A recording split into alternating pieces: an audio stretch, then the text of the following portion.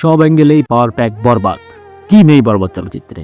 Emotion, গল্প, অসাধারণ অভিনয়, ধুন্ধুমার অ্যাকশন, ভায়োলেন্স সবই। আর এসবে এক্সট্রা স্পাইস অ্যাড করেছে কান লেগে যাওয়া বিজিএম।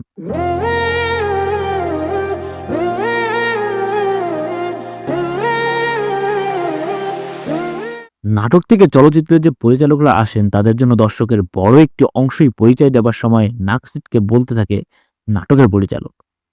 কমার্শিয়াল ছবিতে তাদের এন্ট্রি নেওয়া আরও চ্যালেঞ্জিং হয়ে থাকে।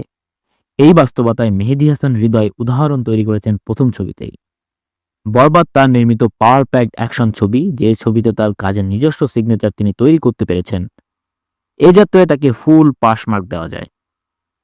বরবাদ এমনভাবে নির্মিত হয়েছে যে কোনো অ্যাঙ্গেল থেকেই এটি পাওয়ার প্যাকড অ্যাকশন ছবি হয়ে উঠেছে।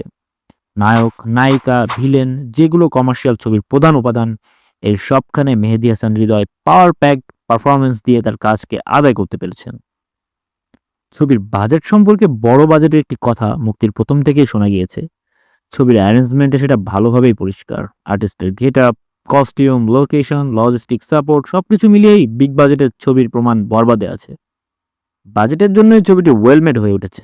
আমরা বর্তমান সময়ের চাহিদায় এমন ছবি বেশি প্রত্যাশা করে থাকি। শাকিব খানের ছবিতে গত এক দশক ধরে যা ঘটে তা হলো তার ছবিতে তারই আধিপত্যই আগাগোড়া ঘটে থাকে। বরবাদে তার আধিপত্য অবশ্যই অনেক, তবে পরিচালক ছবিটিকে নায়ক সর্বস্ব করে তোলেননি। এই দিকটি পরিচালকের জন্য প্রশংসনীয়। তিনি পরিমিতভাবে বাকি চরিত্রদের সাথে নায়কের আধিপত্যকে ভাগ করতে পেরেছেন। নায়ক নায়িকার দ্বন্দ্ব, নায়ক ভিলেনের দ্বন্দ্ব, এমনকি নায়কের সাথে গল্পের প্রয়োজনে আরও গুরুত্বপূর্ণ চরিত্রের দ্বন্দ্ব, এভাবে পরিচালক ভাগ করে দিয়েছেন দ্বান্দ্বিক আবহকে। এভাবে ছবিটি ওভারঅল পাওয়ার প্যাকড হয়ে উঠেছে।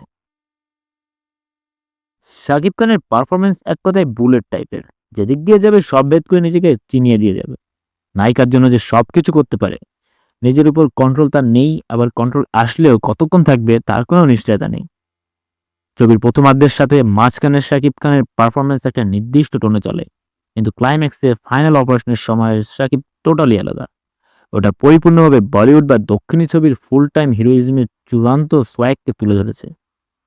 সেখানে তার দাড়িযুক্ত গেট আপ, হেলিকপ্টার থেকে বের হওয়ার অ্যাটিটিউড, মিনিগান দিয়ে গুলি করার ভয়ঙ্কর মুহূর্ত এবং পাঞ্চিং এর মুহূর্তগুলো ছিল চোখের শান্তি।